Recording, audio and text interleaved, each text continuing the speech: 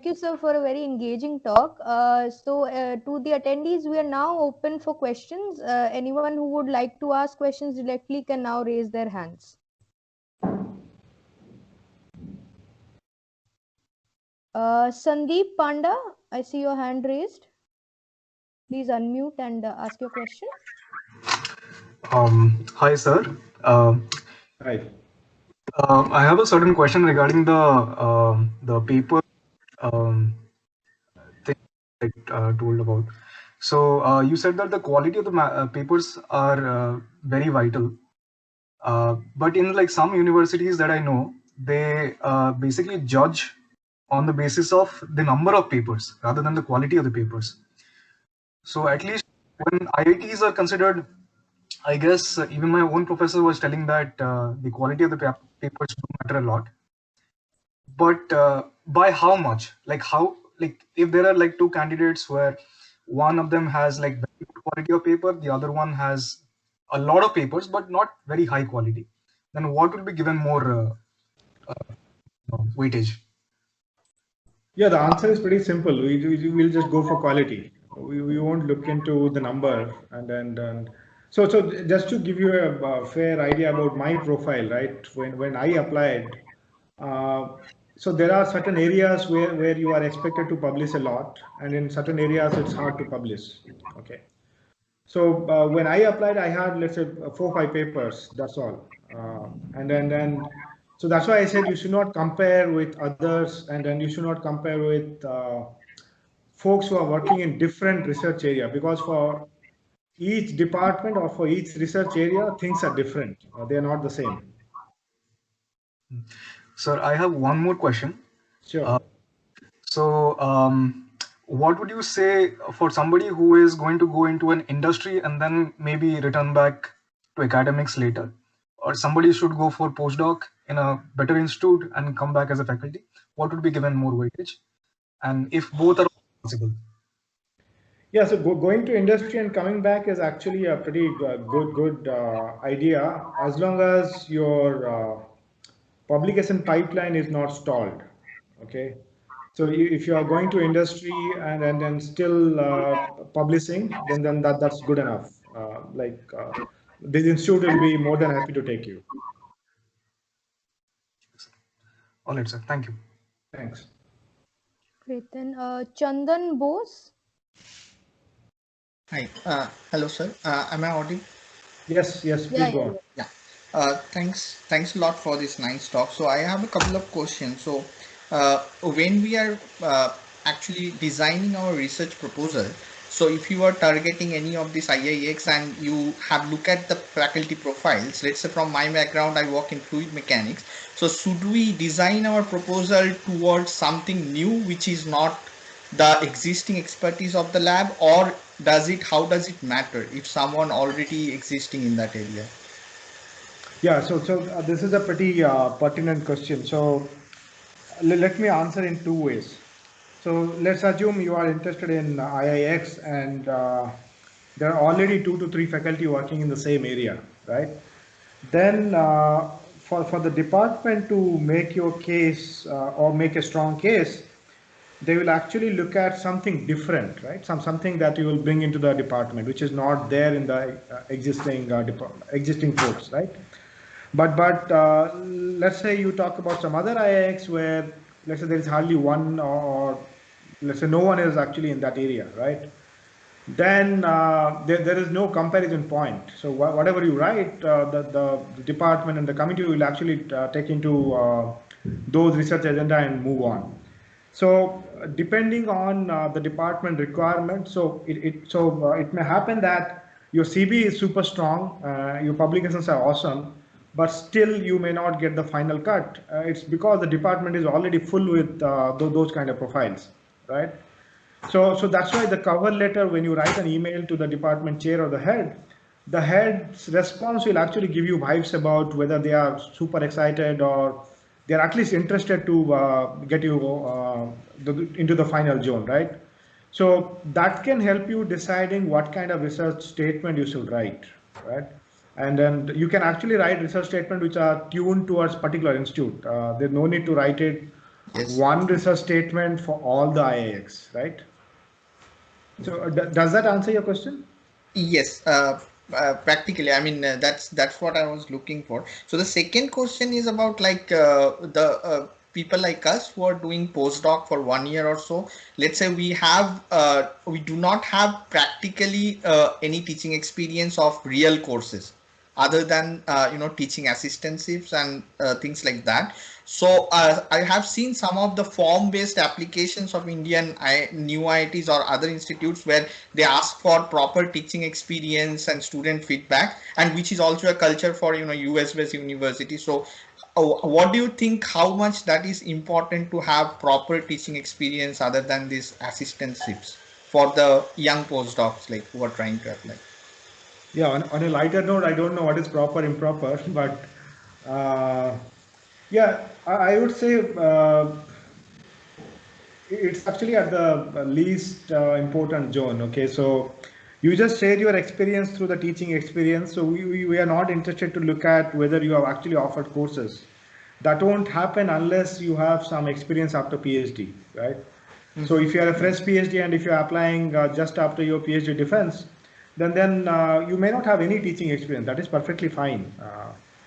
Okay. Okay.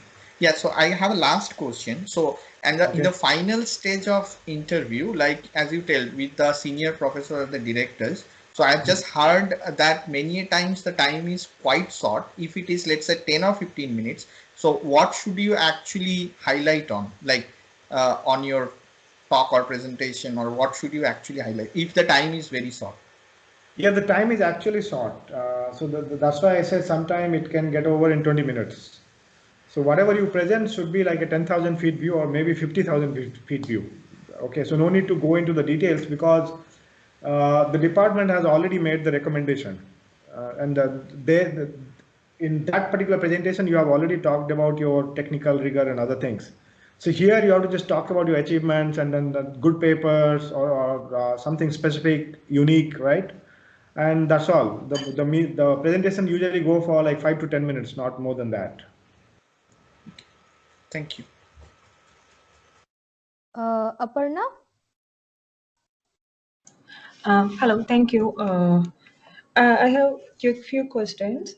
First one is, how many postdoc ideally should we have in your opinion before applying for a premier institute? Okay, to understand, you are saying how many years of postdoc experience? Yes, how many and how variety of institutions you worked?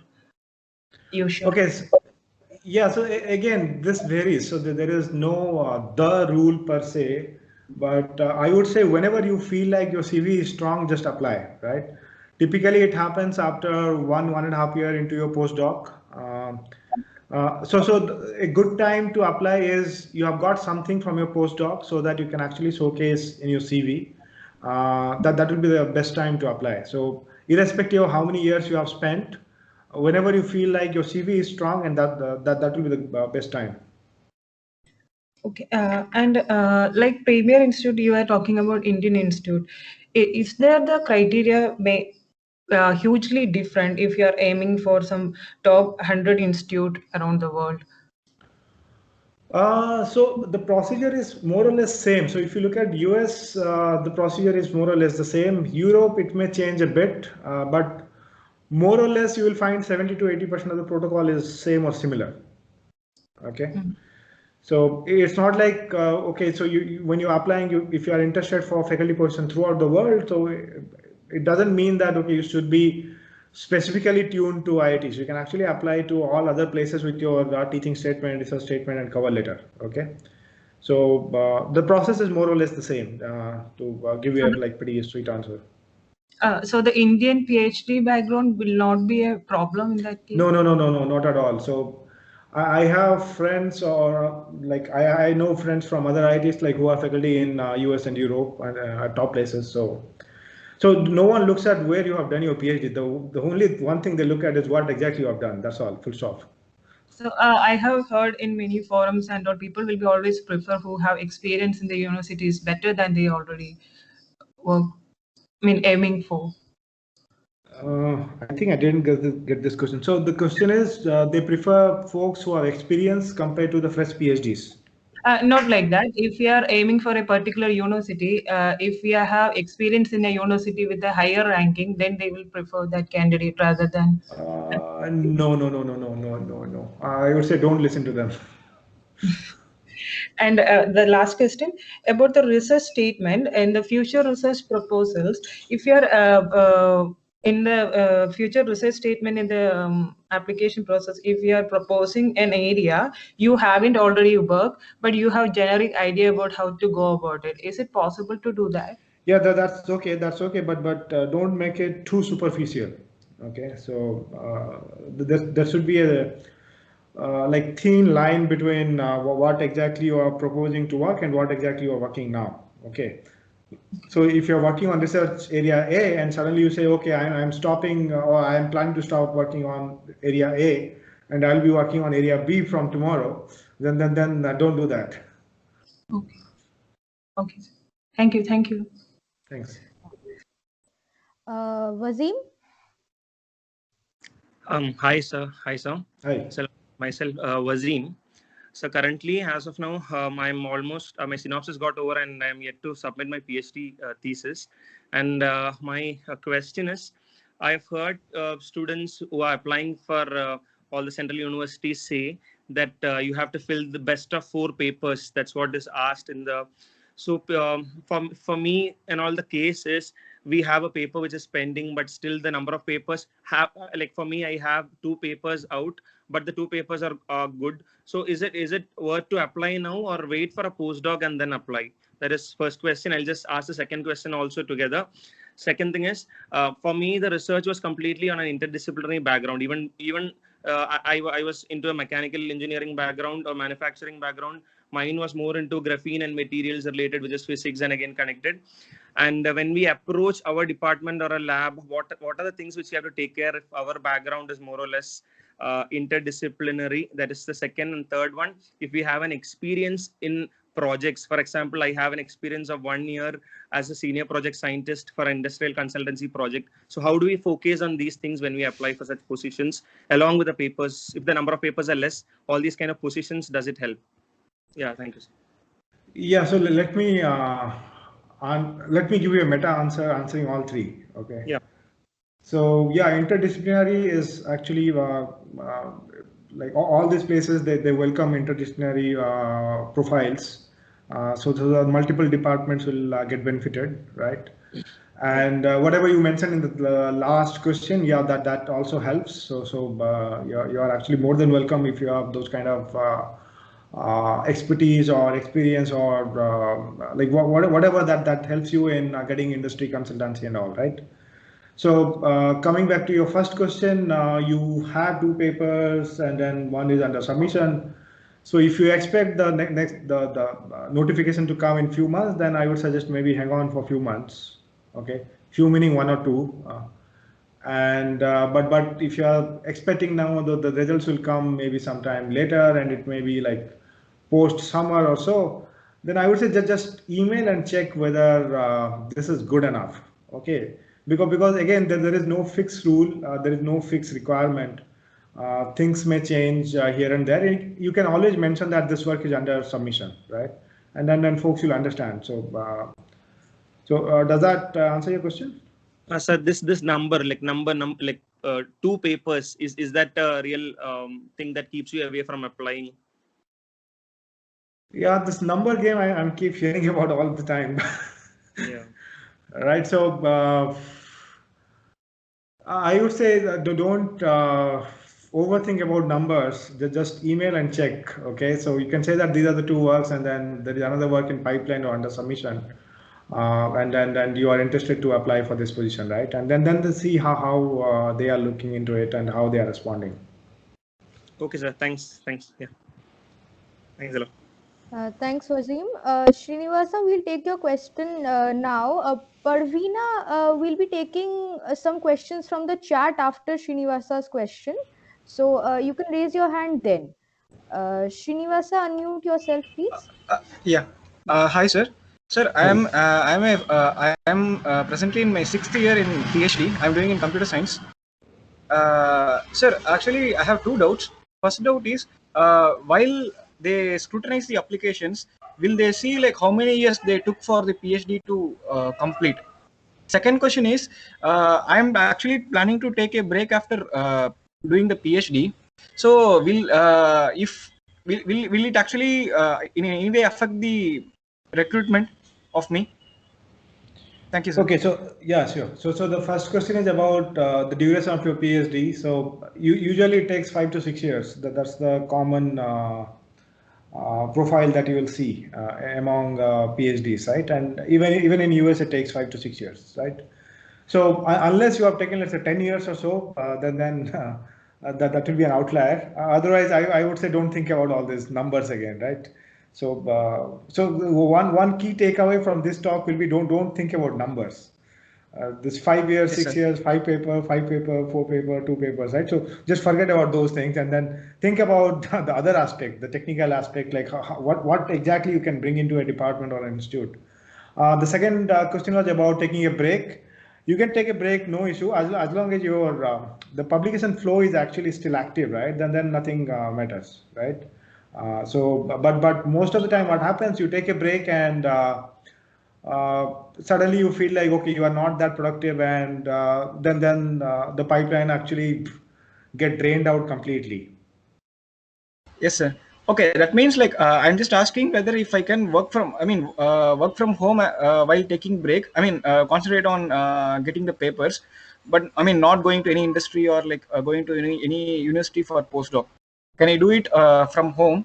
Anyway, it won't count as experience. Will that matter? That's what is my actual If doubt. it is for few months, then no one will look into it. But if it is for years, then definitely folks will ask like what exactly you are doing, Yes, sir. right? For a period of 1 year, how it will be, sir? Yeah, for a period of 1 year, you will get questions. So get ready with that. Oh, okay. Yes, sir. Okay. Yes, sir. All right. Thanks a lot, sir. Yeah, thanks, Srinivasa. Now we'll be taking some questions from the chat. Ravi? Yes, sir. There are a few questions in the chat box. Can I read it out for you? Sure. Amal Das is asking, what do you mean by quality of papers? Please elaborate. Okay, the term quality is actually overused. So depending on your research area, so there will be forums, right, like conferences and journals, where the most of the top forums or the top universities publish, right? So one of the proxy for quality will be if you are publishing in those forums, right? If your field demands publishing in top journals, then yeah, that's the quality. If you have publication in top journals, then indirectly that talks about quality. Okay, not necessarily, because sometimes even if the paper is accepted in top forums, it may not be that good. But those are outliers. But mostly this is a proxy that all these institutes use. Yes, and Abhilash Nair has two questions. One is, how many publications should one aim for as first or second or nth author? And the second question is there a ballpark estimate for how many people apply for every one professor recruited? The second one is tricky because it varies from like department to department and within department, research area to research area, right? So like some of the areas that we get all the ITs, they get like plenty of applications, but in some of the like pretty niche area, or you can say areas where India is not well represented, you won't get like applications in those areas, right?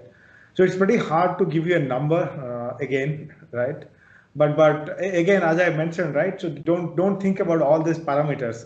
I can see that you guys are actually trying to fit in an equation saying, okay, number of publications, number of applications, and all these things, right? So don't think about all these things, right? As long as your research is good, all these places will be more than happy to take you. And the next question is, how important is the academic qualification before PhD? Uh, uh, So again, based on my limited experience, we never look at what we have done or what exactly the applicant has done before PhD, because PhD is actually the main criteria for shortlisting and then for the final selection. So yeah, I know what exactly the intention was for this question. So I would say again, ignore all these things and then just stick to your PhD and post PhD research, and then things will be okay. And Pramod is asking, do the more number of second author publications hurt? Again, number. Second author So yeah, so as long as you have a balanced CV, right? So what I say balance meaning like you have few papers where you are the leader, like you are the primary author, you have driven the work, you have written the paper. Along with that, if you have done something along with your friends or collaborators or from like some other groups, right? Then that's perfectly fine. So as long as you have few good works, on top of that you have done something as a group, then that is more than enough. It won't hurt you actually.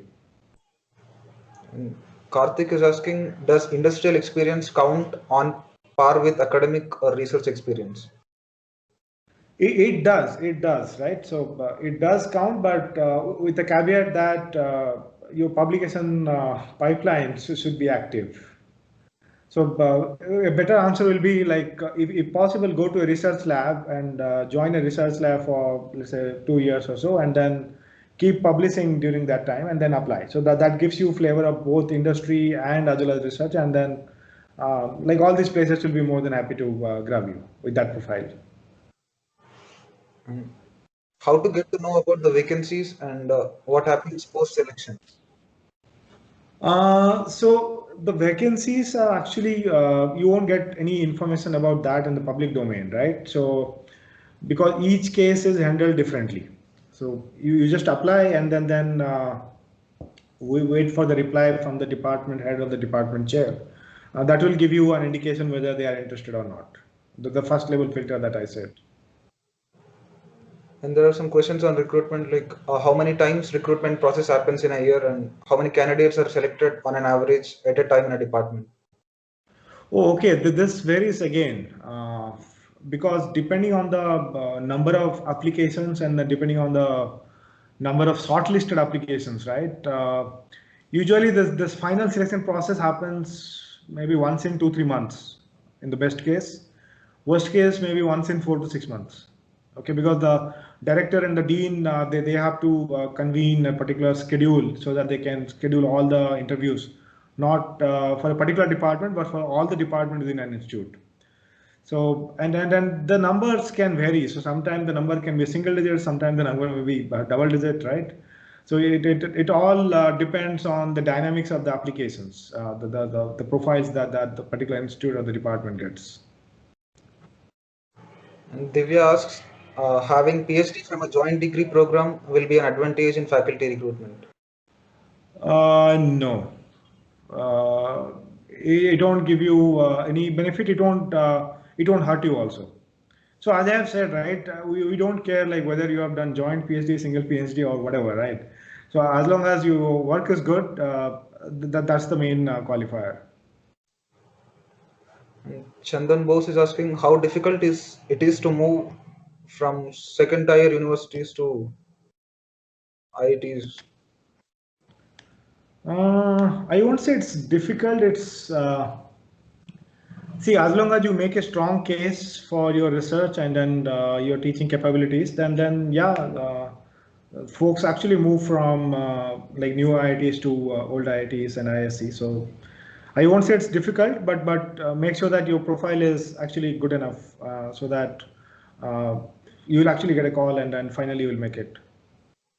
So one last question from the chat box. Vaibhav is asking, will there be any politics in the recruitment process? How fair is the process? I don't know whether politics is the right word, right? So I know that like what is the intention behind this question, but let's understand in a more professional way, right? So I gave an example like your profile is super good and then still you didn't make it, right? So there are n number of factors. One is, let's say the department is not interested in that particular profile or that particular research area. Forget about the profile. Or like your research profile is good. You have tons of publications, but your presentation is not that good, right? and that's why you goofed up during your talk, or you didn't answer properly during the talk, or the one-on-ones were actually didn't go well as expected, right? So there are k number of factors, so alpha, beta, gamma, and all, right? So finally, all the stars should say yes, and then only you get into the final selection committee. So in that way, there is no politics, but from the outside world, it may feel like, oh, okay, this guy is super good, but still he didn't make it, right? He didn't make it because of all these parameters that we have been talking about from last 1 hour, right? So yeah, so I hope that answers your question. Yeah, if you guys still have any doubts, you can raise your hands. Yeah, Lipak Kumar is. Hello. Hey, hi, go ahead. Yeah, thank you, sir, for a wonderful presentation. I want to ask that, like, what is the difference or value between Indian postdoc and a foreign postdoc after a PhD from IIT, like that? Yeah, so postdoc, in my opinion, is actually a buffer period where you want to explore something different in a different culture. Okay. So that's why postdocs from outside India is actually preferable, because you have seen IIT system or ISC system, and more or less all these institutes operate in the same level, right? So it's actually good to go out somewhere else, and there you showcase your skills, showcase your publications, right? It will actually help you not only in terms of your profile, but it will help you grow as a researcher. So yeah, I would suggest you go for a postdoc outside India, and then not specific to these institutes, because you know these institutes for 6 years, you have done your PhD there. But there is no point extending it and then doing PhD plus plus there, right? Okay, thank you, sir. Okay. One last question for today. Jayashree, you can ask your question. Hello. Yeah, so I'm pursuing my PhD in an IIT. I just wanted to know if we apply right after our PhD, if we apply for a post at an IIT or any IIX institute, and with our limited publications, and somehow we get rejected. After that, we move on to our postdoc and everything else. And then suppose another recruitment advertisement comes out from the same institute, and we apply there. So is there a possibility of having a memory bias that this candidate we already rejected? And can we, or should we make ourselves very strong and then only we should apply for a post like that? So what is this issue? How is this going to get solved? Yeah, so you have answered your query. The best time to apply is when you feel that your CV is good, at least good enough, right? So don't apply because you just want to apply, right? So when you feel that you are ready to rock, then only you apply, right? Okay, thank you. So it's already time, but I see a couple of hands raised. Sure, we can take it. I don't mind. Okay. Babagrahi. Thank you.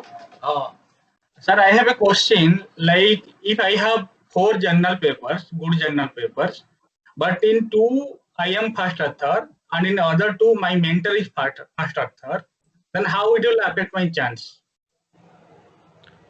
Numbers again.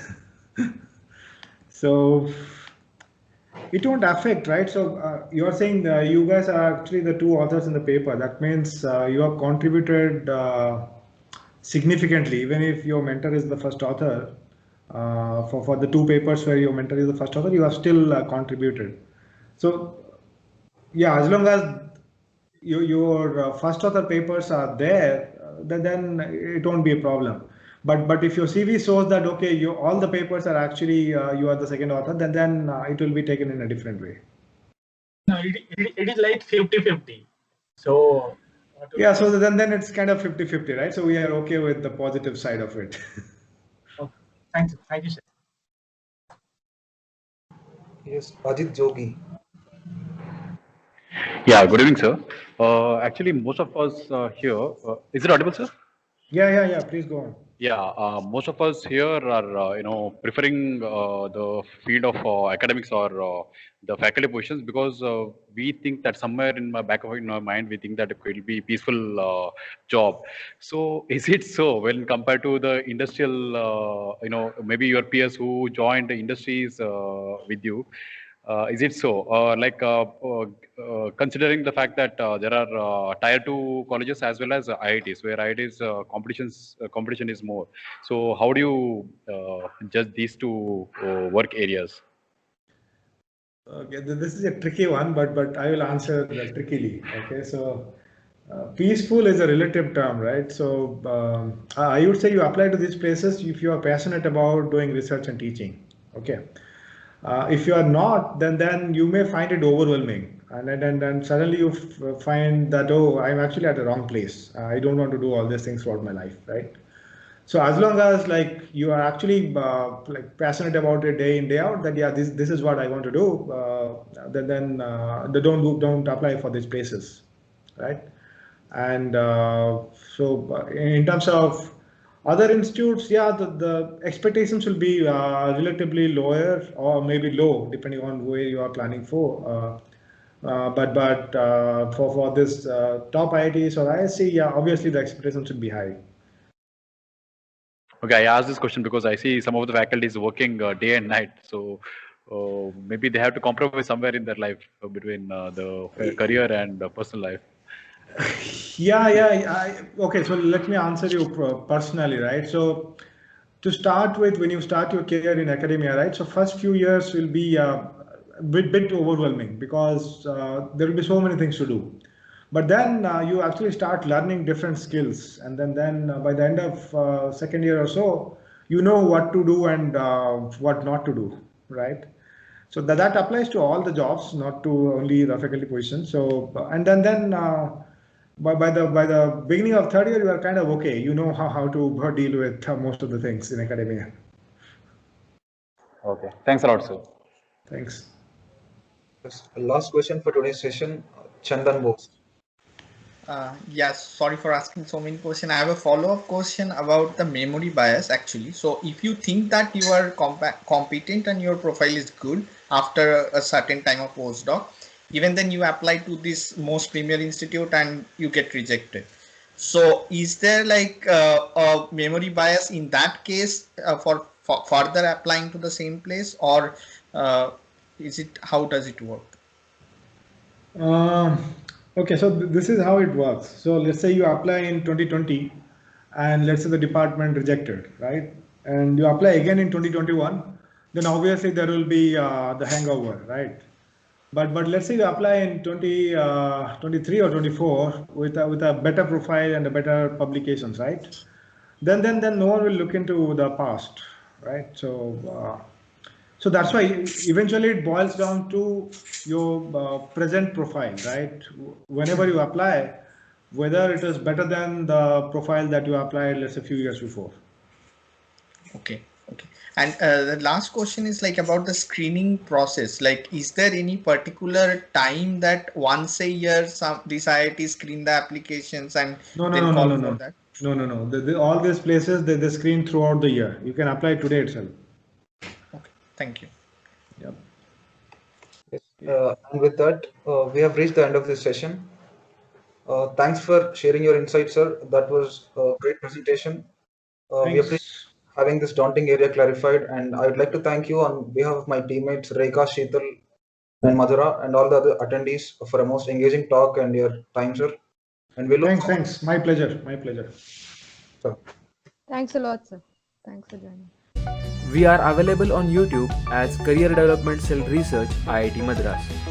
If you want to find us on Instagram, LinkedIn or Facebook, you can type IIT Madras Research Affairs Teams.